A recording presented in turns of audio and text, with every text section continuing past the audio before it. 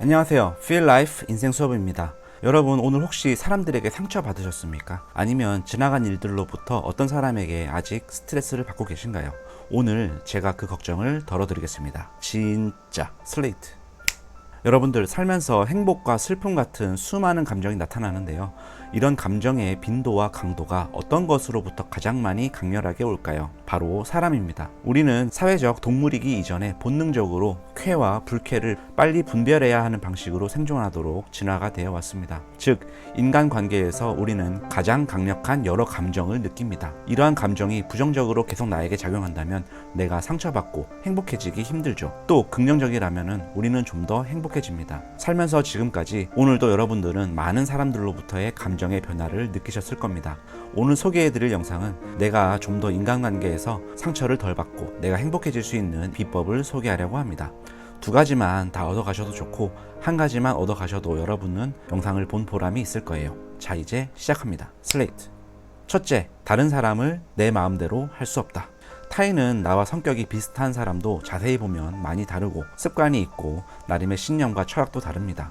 가족끼리도 완전 다릅니다. 그래서 다른 사람과 의견이 자주 맞지 않는 것은 당연합니다. 하지만 직장이나 특정 집단에서 공통된 목표를 향해 달려갈 때 우리는 그 다름에 대해 자기의 습관과 행동 양식, 철학을 타인이 알아주길 바랍니다. 기대하는 마음이 생기고 그 사람이 내 마음대로 변하기를 바랍니다.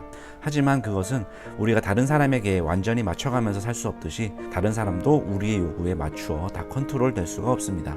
나도 내 마음대로 안 될 때가 많은데 어떻게 다른 사람까지 내 마음대로 할 수가 있겠나요?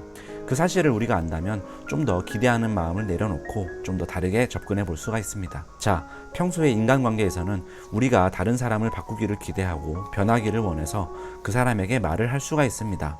네가 이러이러 해주면 좋겠어. 네가 이렇게 해주면 나는 참 좋을 텐데. 그것보다 이렇게 하는 게 훨씬 나은 방법인 것 같은데 너는 어떻게 생각해? 등으로 우리는 권유할 수 있습니다. 하지만 최종 선택은 상대에게 달려 있습니다. 왜냐하면 상대 입장에서는 선택한 일에 대해 책임을 져야 하기 때문입니다. 내가 바라는 대로 요구해서 상대방이 따르다가 피해가 간다면 우리는 그 책임으로부터 자유로울 수 있을까요? 그래서 다른 사람에게 요구하는 것은 요구하되 선택은 상대가 직접 하게 해주는 것이 바람직합니다. 역시나 반대로 상대방이 나에게 요구하는 것, 기대하는 것을 우리는 잘 검토해야 됩니다. 상대의 말만 듣고 내가 그 사람의 권유에 많이 따르고 남이 선택을 대신해주며 살아가는 것은 내 인생을 온전히 스스로 사는 것이 아닌 내가 주인이 아닌 삶이 될 수 있습니다. 슬레이트. 둘째, 소중한 나를 위해 거절에 망설이지 마세요. 프랑스의 소설가 쥘 르나르는 이렇게 말했습니다. 정말 자유로운 사람은 아무 핑계도 대지 않고 저녁 식사 초대를 거절할 줄 아는 사람이다. 무리한 부탁이나 말도 안 되는 요구는 우리가 단칼에 거절 가능하지만 일반적으로 남이 부탁하면 거절하기 힘들어합니다. 거절하는 것이 마음이 편하지가 않습니다.